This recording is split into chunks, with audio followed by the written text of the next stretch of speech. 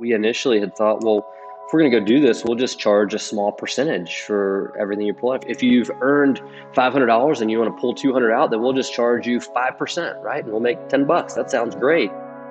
Well, the problem with that is when you put percentage in there, it starts to look and feel a little more like a loan. So we ended up going with a flat rate that is viewed more as a convenience fee. The same way as, whether you pull out $100 or $200 at an ATM, it's going to be the same ATM fee. So that regulatory compliance kind of made us relook at and adjust the way we were structuring things from a business perspective. My name is Matt Pierce, founder and CEO of Immediate.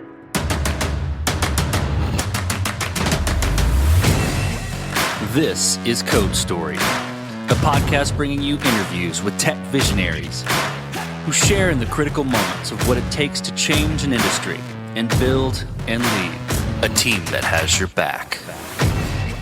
I'm your host, Noah Loudpart, and today how Matt Pierce created a solution to financial stress by enabling you to get paid on demand. All this and more on Code Story.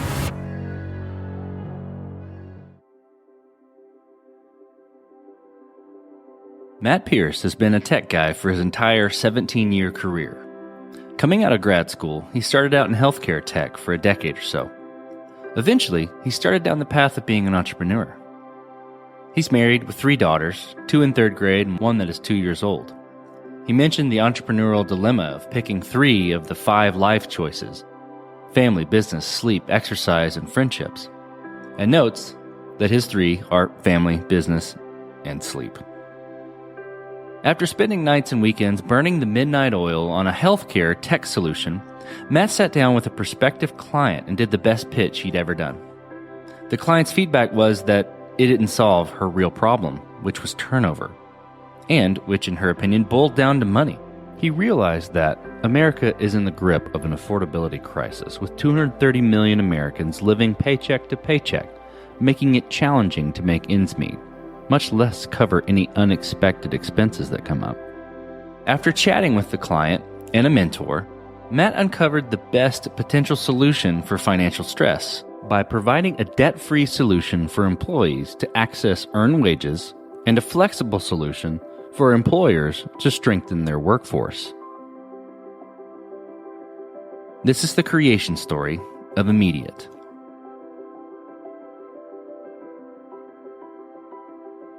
Really, at its basic core, it's a financial wellness company. It's a really interesting story how we got started.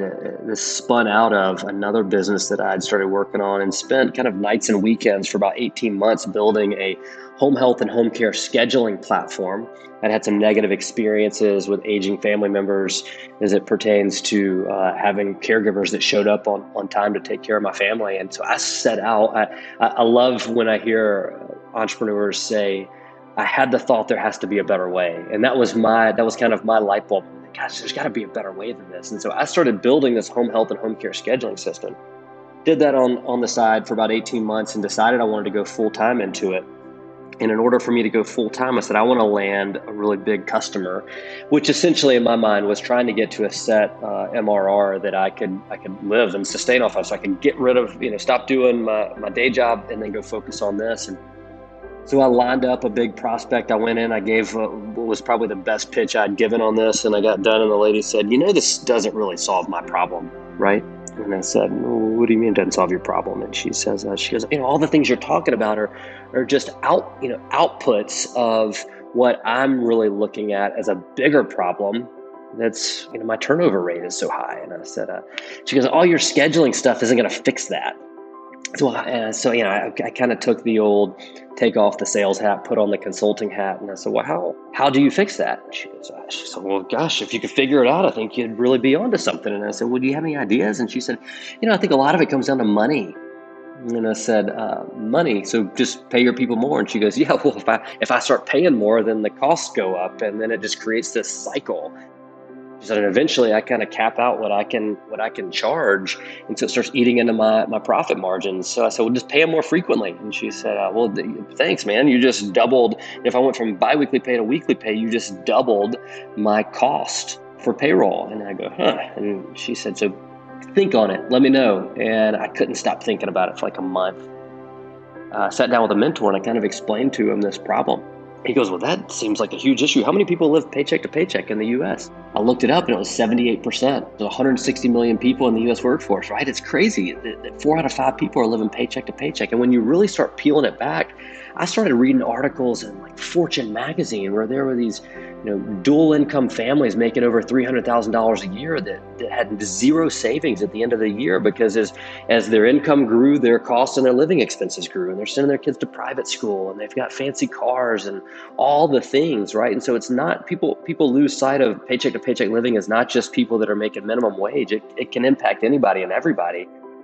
And what was even more concerning was that when people found themselves with an unexpected financial need in between paydays, they really had no place to turn.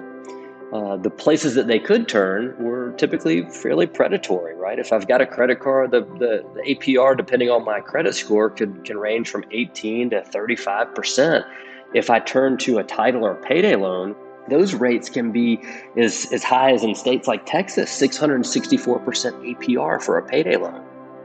It completely creates this cycle of debt that unfortunately many Americans simply can't break. And so when we look at that, we said, how can we go in and start to fix some of these issues?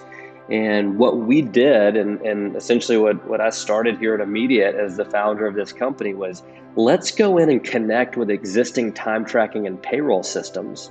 And if we can go in and pull out data at the end of a shift that shows us exactly how many hours have been worked and how much money has been earned since the last payday, we can give people the ability to access their own earned but unpaid wages before the next payday for a nominal transaction fee. Now we're supporting thousands and thousands of people on our platform. And so it's really neat for me to see kind of where we went from this idea into where we are today and truly impacting people's lives and giving them a responsible alternative to those predatory lending services that I mentioned earlier. Let's jump into the MVP then. So that first product you built, right? You thought on it for a month, you got the feedback, you thought on it for a month, and you decided, okay, I'm going to go out and I'm going to attack this.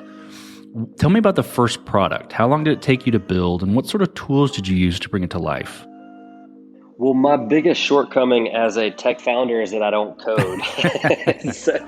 so I have this great idea and I go, okay, let me go find somebody who can build this. And fortunately for me, I had a mentor, the same mentor I mentioned earlier that I had gone and talked to. And he goes, hey man, I got 2 people I want to introduce you to that I think can at least help steer the ship. And I said, before we go there, can we at least look through some things from a legal and regulatory compliance perspective? I don't want to be viewed or regulated as a lender. That seems like a huge thing. So we spent from October 2018 until about February, March 2019, really just jumping through some legal and regulatory compliance hurdles, which essentially gave us a roadmap of how we should build the MVP, which I think was really important for us. One of my favorite stories was back in the day when Reed Hastings was building Netflix, and they had this idea of mailing DVDs. Before they went out and tried to do anything, they said, well, let's just figure out if we can actually mail DVDs with the standard, whatever it was at the time, like late 90s, 25-cent stamp. Because, hey, if we can't do that, then we're dead in the water before we get started. So they tell this story about how they bought like 5 DVDs, put them in envelopes, drove outside of town to 5 different mailbox drops, drop them off, and then mailed them back to their home. And so, 2 days later, a day later, when they come in the mail, they get all excited and go, okay, now we can go out and start to build something. So I think about that story often when I think about our early time with, hey, before we go out and start trying to build something, let me make sure that from a legal and regulatory compliance perspective that this isn't something that's going to get us in some hot water. And so we kind of jumped through all those hoops. And then in March, the conversation I began having with who's now my CTO, his name's Jason Gwizdala, started having these conversations with Jason about what we could do to build the first product. And the product is called Immediate Pay. Because he had experience building or leveraging APIs to extract data and normalize data and then be able to serve it up. That's really what we set out to do. And the first thought was, let's build a web app and use it and do that to go out and just kind of prove this model out and prove that we could make something work. And as we started down the path a little further, I started like any good entrepreneur and salesperson, I started selling, and before we had even written a line of code. And I had somebody that said, I'm in, I'm ready. When are you ready? And I said, we'll have it ready in a couple months, right? And so I said, well, hey, look, I sold this thing for 2 weeks and I already got a first customer signed up. So let's just jump right into building this thing as an app. So in hindsight, I think the better way to do it would have been to build a web app just to get going, where someone could access it on their phone, just as kind of, if I'm taking that Netflix mindset of let's just make sure that the DVDs, when they mail, they actually show up.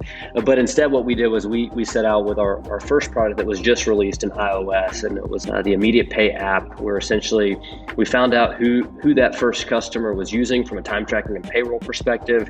The really quick story on that I think is always a fun, scrappy startup story to share is we found out that the company they were using for payroll is one of the more dated systems out there, and I'm not gonna share who it is just to save face for them. But it's a payroll system that doesn't have a public API, and so I got the deal closed. I signed a contract, and I go back to Jason. I said, "Hey man, it's a company there on this," and he goes, "Are you serious? Of all the payroll systems, that's the one you've got to pick for the first one?" I said, "Well, listen, we got to take care of the customers, right?" And he says, he goes, "All right, well, let me see what I can do.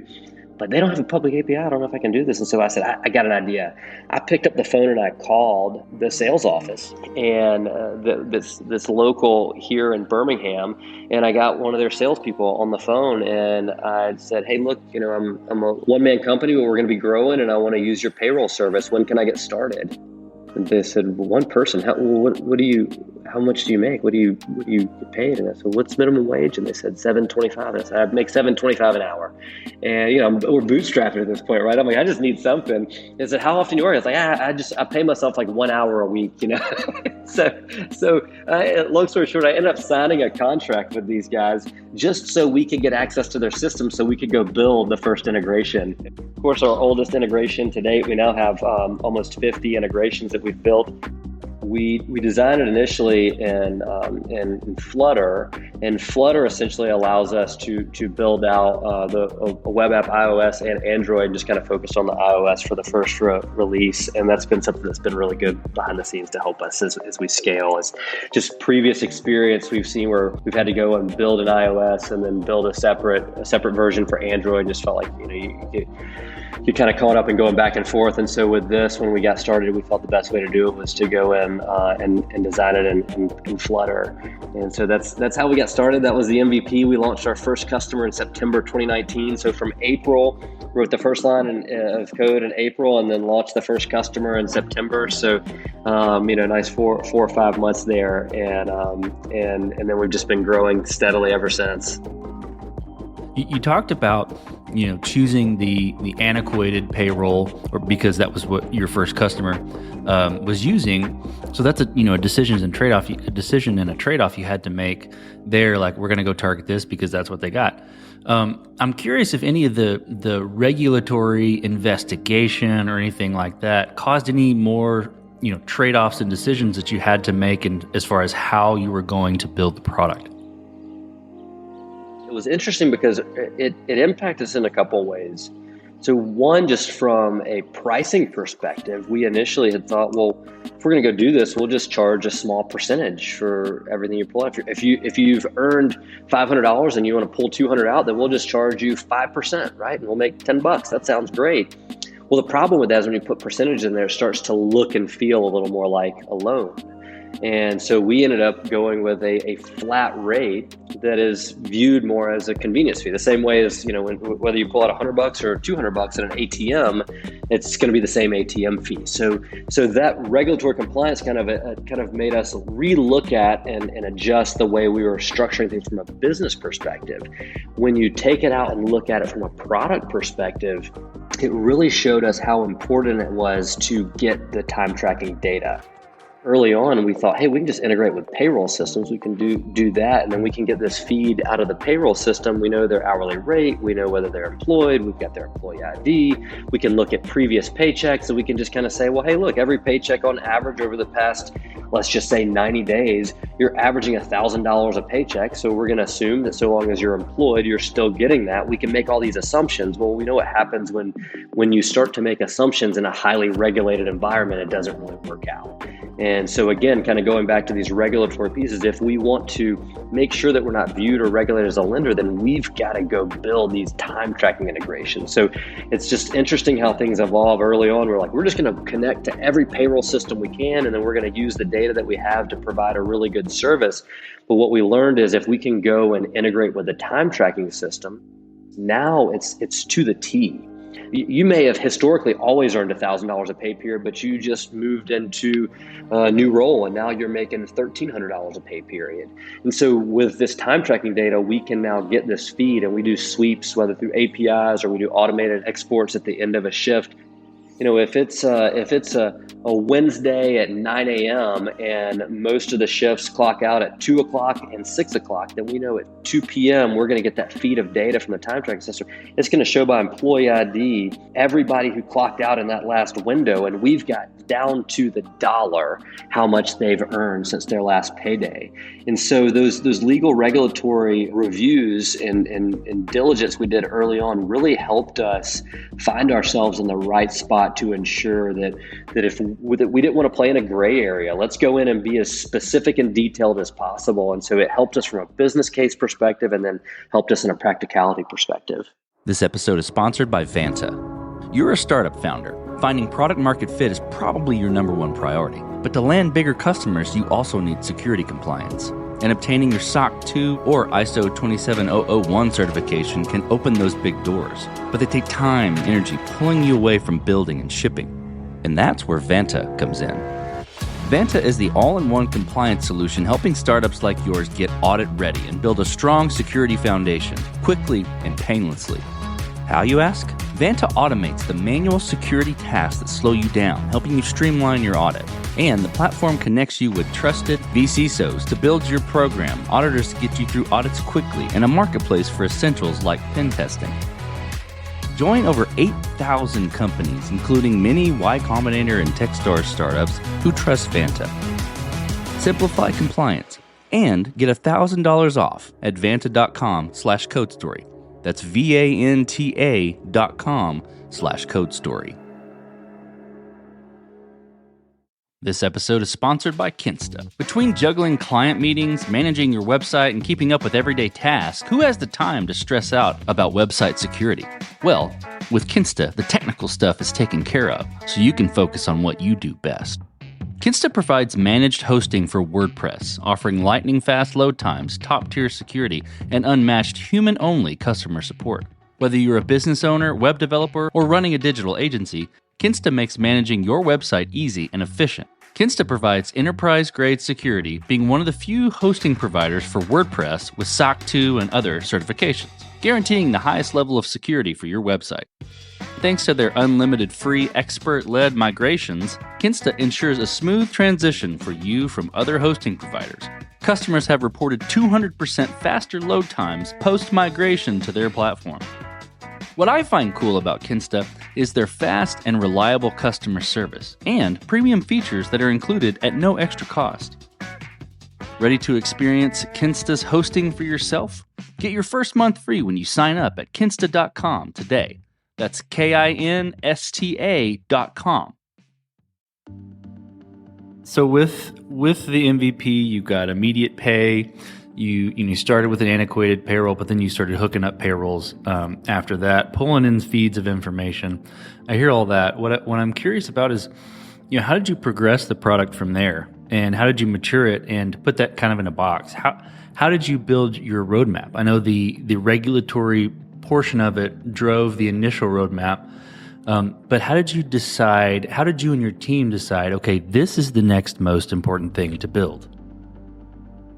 That's the part where it's really funny how when you think back on some of these things and you look at it and go, this is what I think we should do, or this is what we want to do, or this is what we're thinking.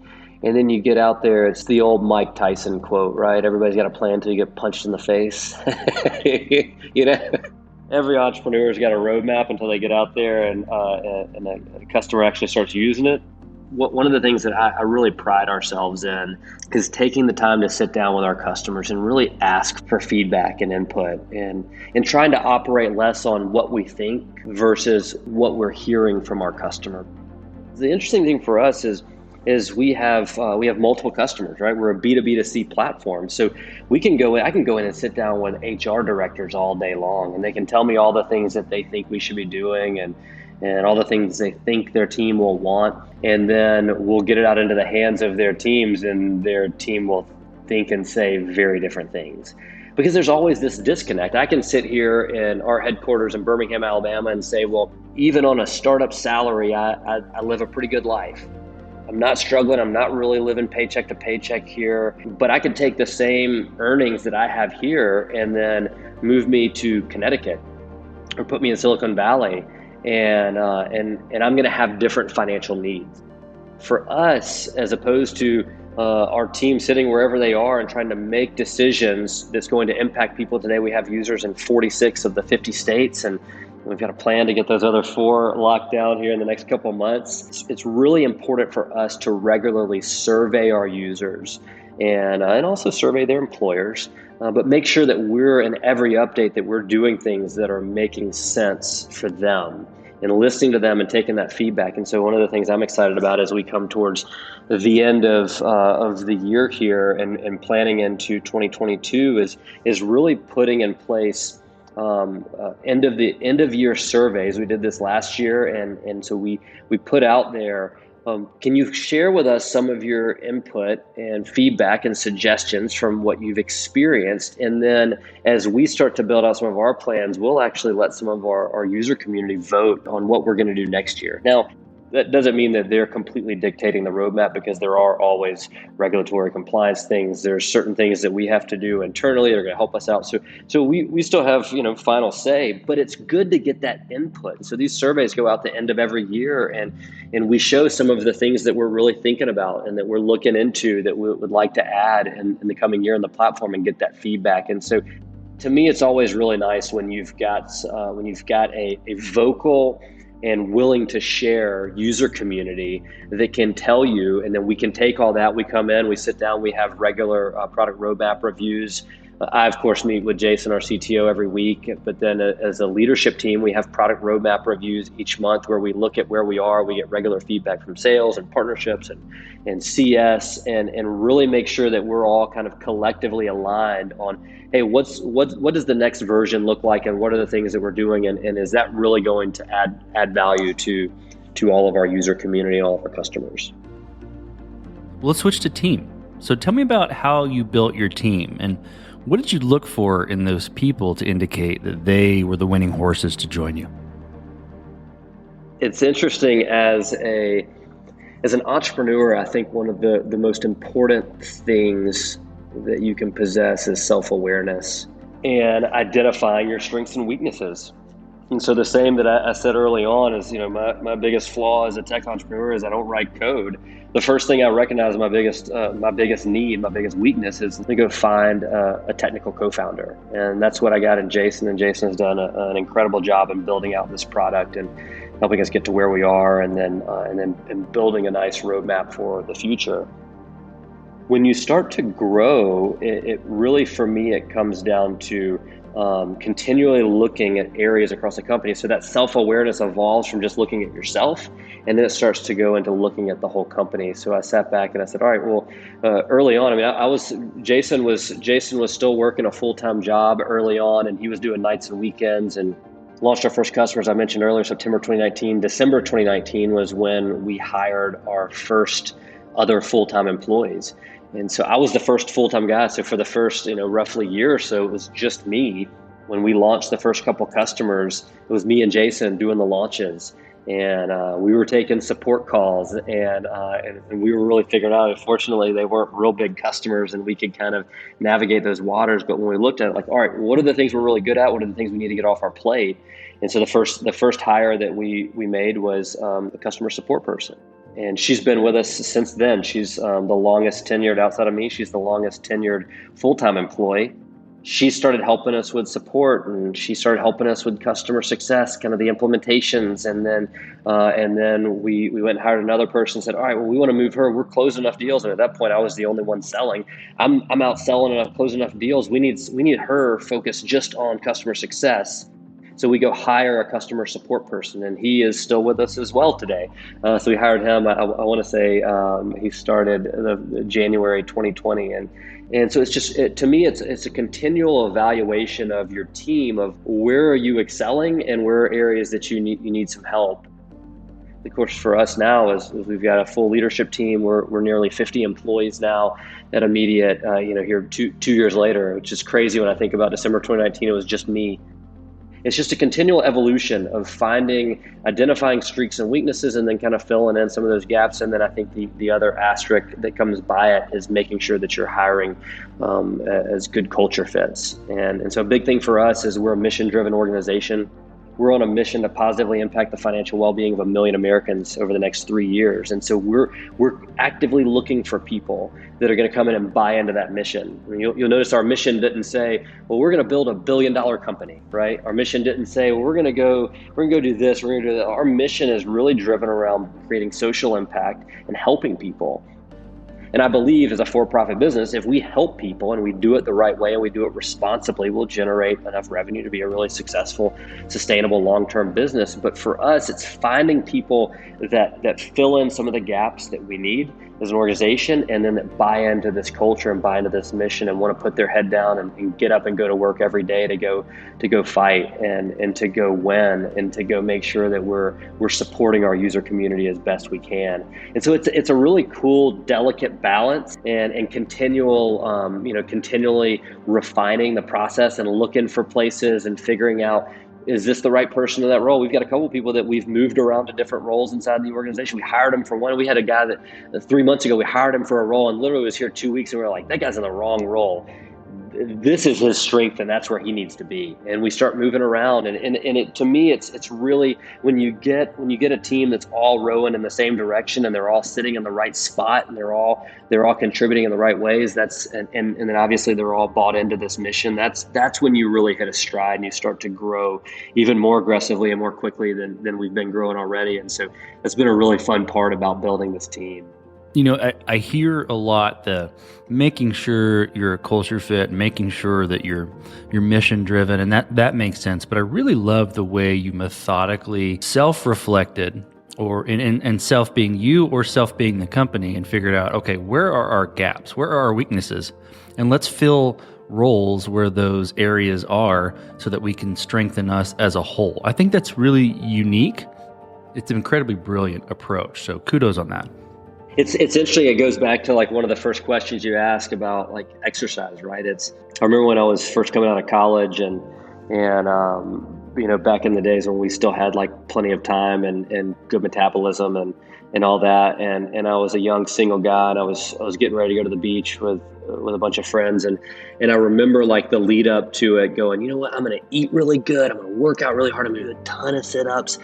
And man, when we go on the beach, I'm going to have like 6-pack abs, and I'm going to be just rocking and rolling. And I worked so hard. And I remember like, because I was doing so much of that, and I didn't focus on other areas of my body, that I end up like tweaking my back and just feeling awful the whole trip. I don't even know if I ever took my shirt off, right? Like, and it was because I'd spent too much time working out my core, my stomach, but not spending time working on my lower back. And so it's kind of like, it's looking at the same thing. Like today, when I spend time doing core exercises, it's not just about working your stomach muscles. It's about working your obliques and also working your lower back. It's the same way that you've got to look at strengths, and you've got to look at the company and go, what are the things that we're doing really well, and how do we make sure that if we do that too well, look, hey, I could go hire 10 killer salespeople, but if they're doing so good that it overwhelms our CS team, then we're not going to deliver a great user experience, and it's going to stunt our growth, right? And then it's going to frustrate the salespeople, and then they're going to end up bouncing because they're like,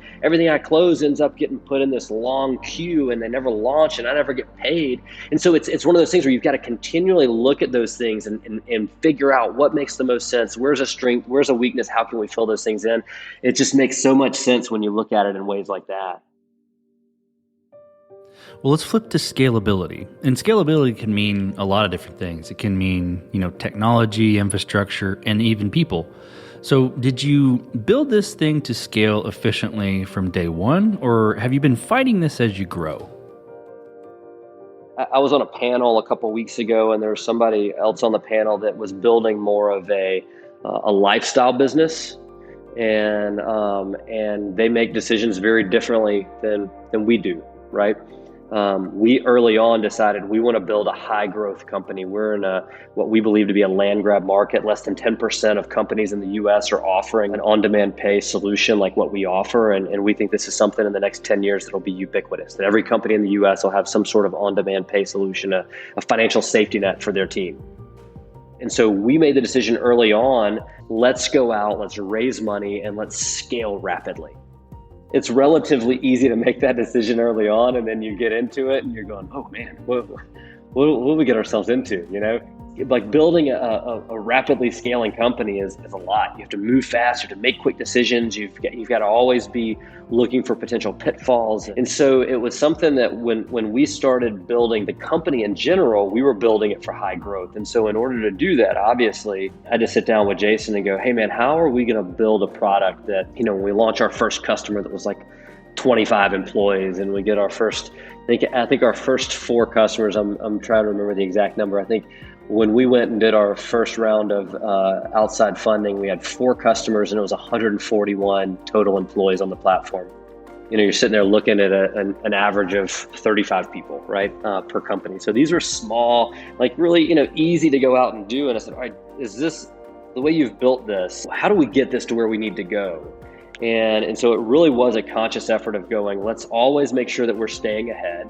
We're usually overstaffed on our CS team, kind of like the point I just made a minute ago, where, if you overstaff on sales and you outkick your coverage, then you're going to get in trouble. And so we're usually overstaffed on our success team, and always making sure that we've got people there to train and answer support tickets and make sure that we can take care of people. And so let's make sure that we can do the same thing for a product, and make sure that this product, hey, if we go out tomorrow and sign up a 50,000 employee company, and we launch them in 6 weeks, and we have great enrollment, what does that look like? And how much server capacity do we need to have? And how many concurrent users can be in the app at the same time? And so there's a lot of those things that we had to really look at early on and figure out. And then as we've grown and scaled, just continually adjust. We're a data-driven organization. And I've got them on my tabs right now. We've got leadership dashboards where every Monday our leadership team goes in and updates in each department where they are and some of the KPIs. And so at any point I could go in and I can look and I can see, well, this is how many transactions we did last week. This is how many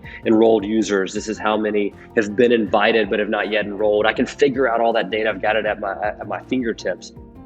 One of the things that we've been really fortunate in the way that our business model is it's not a mission critical kind of thing, right? Like coming from the healthcare technology world where we're using electronic health records, that's mission critical. If your EHR drops when your doctor's at the point of care with a patient and they got to go back to using paper, that's a major issue, right? And so you've got to make sure that you can have a number of concurrent users in the system at the same time. With us, if you get 1,000 employees, we're usually seeing 20% of employees will enroll and use our solution each pay period, which is really interesting, right? I mean, we talk about 78% of the population living paycheck to paycheck, but only about 1 in 5 are using our solution each pay period. But they're regularly using it, right? And so it's interesting when we see that. We go, all right, well, we sign a 50,000 employee company. Well, we're going to have 10,000 people that are using this. But those 10,000 people aren't all going to log in on Wednesday at 5 p.m. It's going to be because different people have different financial needs. They're going to log in at different times, and so it's been really neat for us to be able to build out a platform that allows for tens or hundreds of thousands of concurrent users, and us never coming anywhere close to having that many concurrent users in the platform at the same time. it's always something that we're keeping our eyes on, and we're always checking on and always kind of preparing. And it's really great the way our sales team reports out to CS and to our product and R&D team on what the pipeline looks like. So we make sure that we're prepared and able to scale as we need to. But we've done a really good job, in my opinion, of kind of getting out in front of that, planning, making sure we build out the right plan for it, and then being able to adjust as we continue to grow. Well, as you step out on the balcony and you look across all that you've built, what are you most proud of? The thing that I'm most proud of is when I go back to that early conversation I had, the light bulb moment, and then I spend like a month just thinking about this, and then fast forwarding to where we are today and knowing the impact that we're creating across this country. Like I said earlier, 46 states, tens of thousands of people that are using this all the time. We've got about 175 companies that are on our platform today, which is really awesome. And so to think about the impact that we're having, I tell our team a lot. This isn't necessarily something that you're going to see in an investor update or something that a VC is going to sit down and give you the good thumbs up and a high five on, but it's something that I really hold near and dear to my heart. Is I believe that one of the biggest outputs of this company is going to be something that we never see, and I believe one of the biggest success stories of this company is going to be something that we never see. It's going to create generational change. And that's what I think is so cool. When you think about tens of thousands of people that you're able to go in and impact their lives financially, and you take a mom who's used to going to get a payday loan one Friday morning every month, and her children watch her walk out and go down the store to the quick loan place and comes back with cash, and they see them stop doing that. And they ask him a question about it, and they said, well, my company started offering this awesome product called Immediate Pay, where I get to use my own money instead of having to borrow from the guys down the street, and it takes me weeks or months or years to pay off those loans. And now you've got children that are seeing their parents manage their money in a different way. I think things like that, like I said, you're not going to see that in an investor update. We'll never see the actual, and that's something we can never really gauge. But I just think it's really cool to think about the impact that we're having and helping people find and sustain financial happiness. And so that's probably what I'm most proud of. I would say the part B to that would be this team that we've built of people that believe in that same mission. And when we get together and we do every Monday morning, we do team meetings, and most of those are over Zoom. We've got the whole company coming in for a meeting in the next couple of weeks, so we'll all be in the same room. But I know when I share things sometimes, or we'll have somebody from our customer success team read off a support ticket, or which the support tickets in a lot of cases for us are like praise tickets, like thank you for this because of this. We read those off, and I just watch the smiles light up on my screen of all the people that are here that believe in what we're doing, and they get to see that and hear that. It makes me incredibly proud and humbled to be able to do this. Let's flip the script a little bit. So tell me about a mistake you made and how you and your team responded to it. It's interesting because one of the questions you asked earlier was about the roadmap and some of the things that we've done. I think a lot of that is kind of based off of, well, we've always done a good job from early on of asking questions. We've made some mistakes along the way of like putting something out that we thought was cool, and then nobody uses it, or very few people use it, and we kind of go, well, was that really? Should we have done that, or should we have spent more time working on something else? And so I think that a lot of it, especially as an early stage company, a lot of it, and not to say that that's only happened in the product space. It's happened in partnerships. We've formed partnerships with companies like, oh man, this would be a great partnership. Let's go get this thing, and they'll bring us a bunch of leads, and we invest a bunch of time and energy, and then we literally never get a single lead out of it. And you kind of go, gosh, that's just part of doing business, right? You figure those things out. So I'm a big believer in our team hears me say this a lot. I'm a big believer that life happens for you, not to you. And if you take an approach of that when these negative things happen, or when something goes out that didn't take off the way we expected it to take off, or a partnership that didn't have the success we thought it was going to have, or maybe it's an individual that we hired that we thought would be a great fit and just unfortunately didn't work out. I'll look at those things and go, well, let's do a post-mortem and let's figure out what went wrong, and then let's try to figure out how we can make sure we don't make that same mistake in the future. So, the example that pops to mind is, we pushed out a product or we pushed out a product enhancement that nobody really used. But hey, look, if we learn from that, that's a really good mistake to make, because it's going to make sure that in the future, what we've done now, going back to that earlier question, is we're going to do a much better job of going in with product roadmap and making sure that the things that we're putting out are things that our customers are asking for. So that led to us doing this annual survey of, hey, here's 5 things that we're thinking about doing next year. What do you guys think? So it's really cool to me when you see some of the negatives turn into a positive in ways like that. Well, what does the future look like for the product and for your team? Well, as we fast forward into the new year, we're trending this year towards about 600% year over year growth. And so when I think about 2022, I'm expecting and hoping to match that or outperform that, which just obviously gets harder and harder to do that each year. As 2 years ago, we grew some ridiculous number like 8,000%, and it's like, well, yeah, it's easy to do that when you start the year with 140 people, Right? Sure. And then you grow, and then you go, wait a second, now, gosh, we can't get to 4 figures this year, but maybe we can get high triple digits. So, when I look at the company, I'm so bullish on 2022, and I'm bullish for a variety of reasons. One, because as we've talked about, this awesome product, this awesome team that we've built, but also because the conversations we're starting to have in the market are very different than they were 2-3 years ago, right? Early on, I would say, we do on-demand pay, and then go, what do you mean? Well, people get paid on demand. Well, how does that work? And you got, I literally felt like the first 15 minutes of most of our sales calls early on were me just trying to explain what we do to people, versus now, we get inbound leads every single day. One of our salespeople just forwarded something to me earlier and said, hey, do you know this company? They just inbounded. And it's cool because people are coming to us and going, hey, we see what you're doing and we think it's going to help with our recruitment and retention efforts. And or we have people that will come to us. I had somebody stop me. I was at like a barbecue or something this summer, and this guy stopped me and said, hey man, I heard about what you guys are doing, and I never realized how big of an issue this was for a lot of our hourly employees. And I don't know if he had listened to me on a podcast or he watched one of our videos. We put a lot of videos out on social just to try to educate people. And he was like, but this is something I think you need to come in. I want you to come in and meet with our HR team. And it turned into a great opportunity for us. And so it's cool to me is when I look into 2022, I look at there's going to be there's a lot more companies out there that are recognizing the value of offering a solution like this. It's easy for me because I'm an optimist and I started this company, right? It's easy for me to go, well, this is a no-brainer. It costs the company nothing. It's minimally impactful to your business and your existing processes, and it's going to help your people out. Like, why wouldn't you do it, right?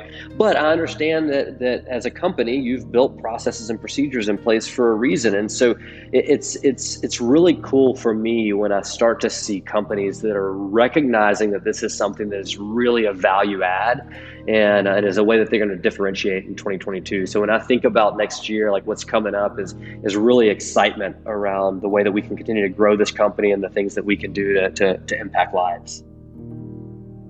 Let's switch to you, Matt. Who influences the way that you work? Name a person that you look up to and why. You know what's really interesting for me is, especially in this role where my role obviously evolves on a regular basis, and as a CEO, I really look to leaders, right? I think back to when I was a kid, I never really liked reading fiction books. I always liked reading biographies because I wanted to look for successful people, and I wanted to go, how can I learn from somebody who's done something really incredible, like becoming the president of the United States, or somebody who's started a company, or I remember writing a paper on Henry Ford when I was a kid, like somebody who started like started automobiles. Like, look at where they are today, you know? And so it's hard for me to narrow it down to one person, to be really honest. I'm just such a big fan of leadership in general. And I watch it, you know, I see it with people like Tom Brady on a football field, and the way that he commands his team and he leads them.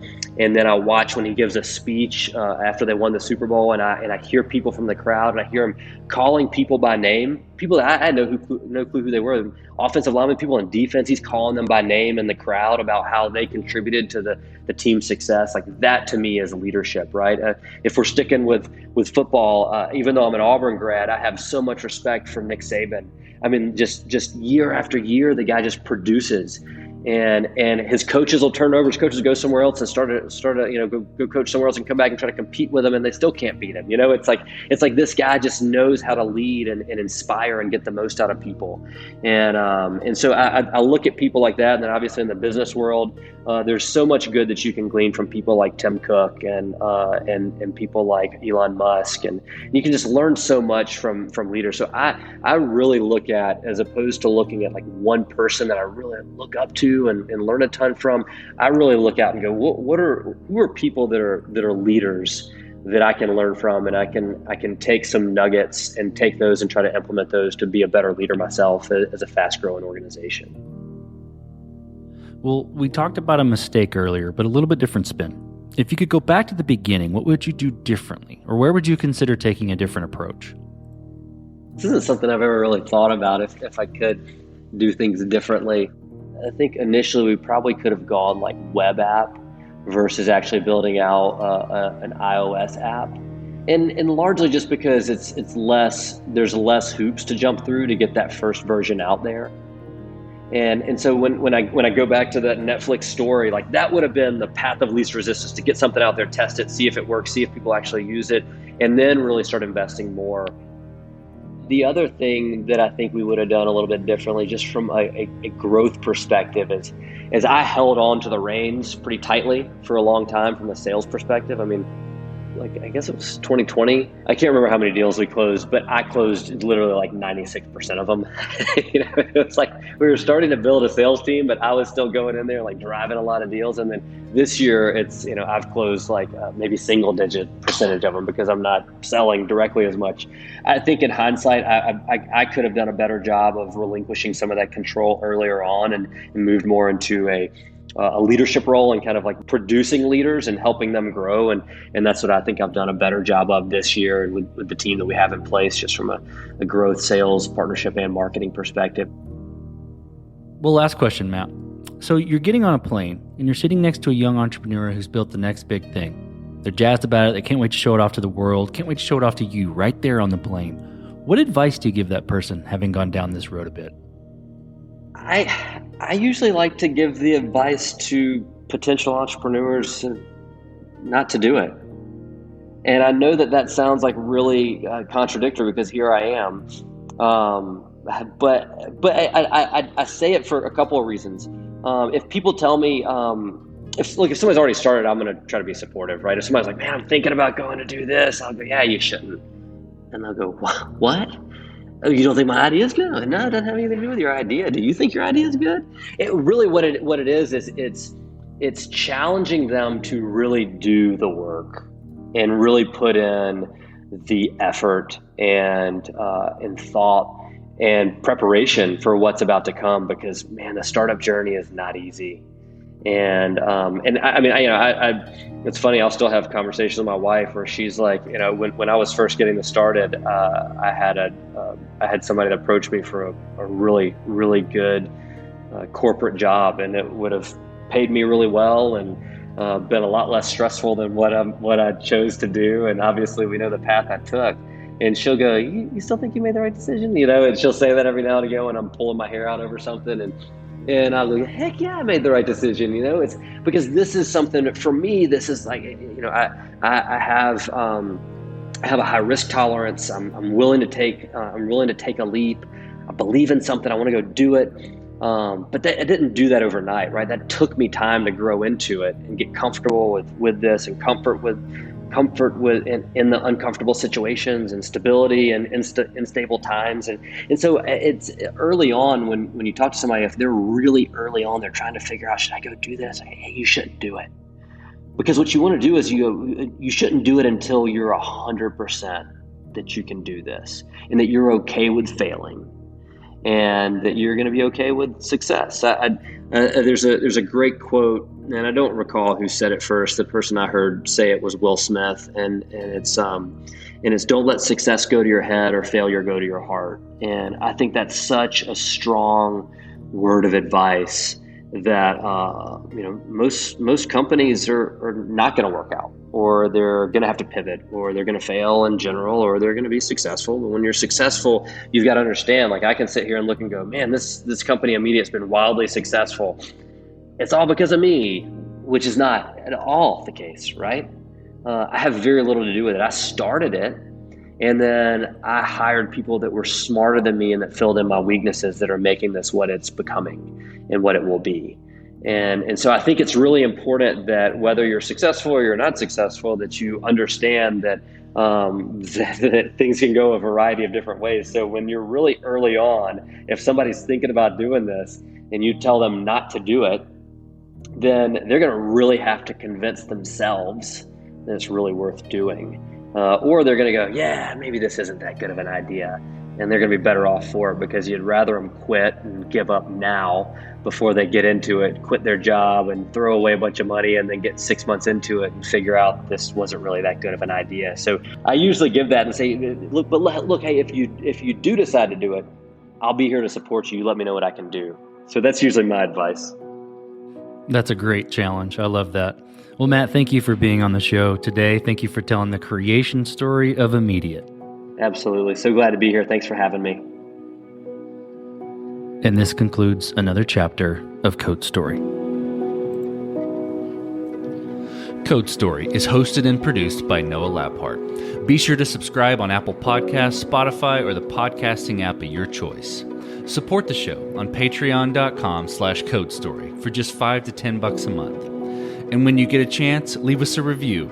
Both things help us out tremendously. And thanks again for listening.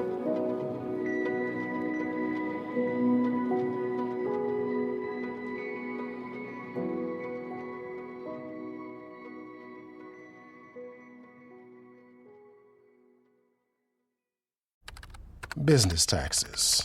Was stressing about all the time and all the money you spent on your taxes. This is my bill? Now Business Taxes is a TurboTax small business expert who does your taxes for you and offers year-round advice at no additional cost, so you can keep more money in your business. Now this is taxes. Intuit TurboTax. Get an expert now on TurboTax.com/business. Only available with TurboTax Live Full Service.